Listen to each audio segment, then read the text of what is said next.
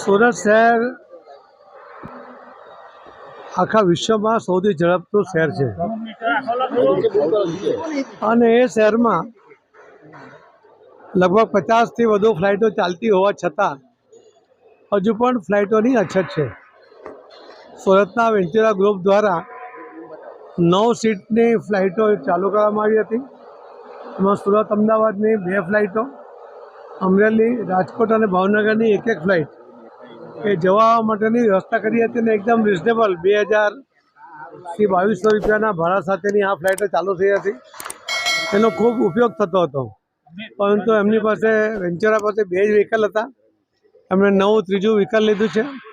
એ વ્હીકલની આજે એમને પરમિશન મળી અને આજથી એ પહેલી ઉડાન સુરતથી અમદાવાદ જઈ રહ્યું છે. મારી વેન્ચુરા ગ્રુપને ખૂબ ખૂબ શુભેચ્છા છે.